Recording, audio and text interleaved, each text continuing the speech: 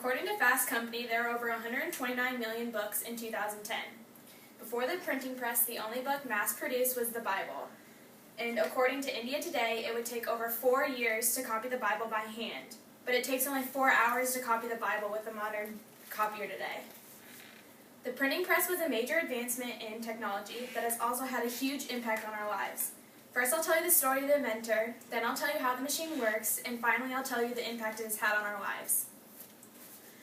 By learning a little about the inventor, you'll better understand the impact of this technology. Johannes Gutenberg is the man credited for this invention, and learning about his life is just as important as learning about the printing press itself.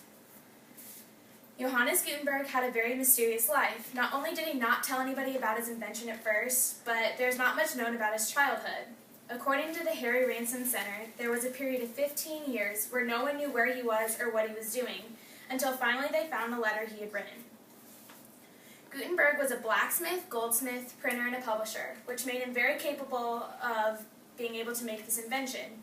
According to the History Guide, he started his Bible project in 1452. This project was to print over 200 copies of what is now called the Gutenberg Bible. He finally finished the project in 1455. It took him 3 years to copy 200 Bibles, but before it would take him over 4 years to copy just one. Now that you know a little about his life, we can now move on to the printing press itself. Although the invention seems simple to us today, back then this invention was a major advancement in printing books. Gutenberg got his idea from a screw press, which was a machine that applied pressure over a flat surface. The screw press was invented in the medieval ages and was used to press grapes to make wine. He adapted this machine by adding movable letters and also making sure it applied even pressure throughout the whole machine. The machine works by having the movable letters that can be arranged into the words that you need, arranged on a tray, and then the letters are applied pressure to ink, then transferred onto paper. According to How Stuff Works, Gutenberg used cloth instead of paper for his Bible project because it was more durable and would last longer, and it was also more expensive and it looked nicer. However, the importance of the printing press is far more important than Johannes Gutenberg or how the machine works.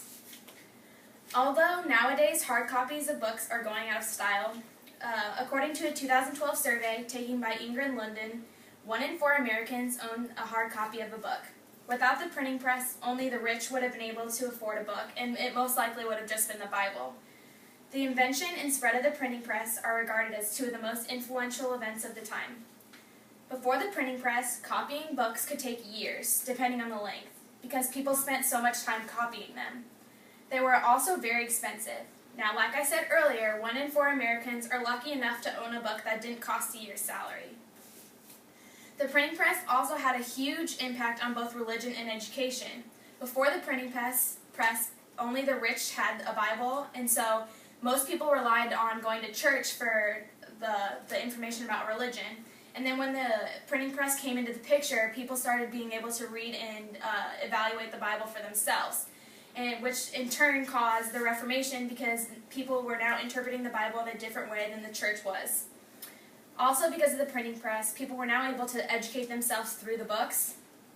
Now that more people were becoming educated, they also started to invent new things and see the world in a different way. The printing press was a big factor in the scientific revolution because of this. If it was not for the printing press, our lives would be dramatically different, because it has had such a huge impact on our lives.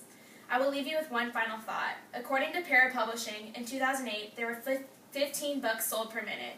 That means that 75 books were sold as you listen to this speech. Thank you.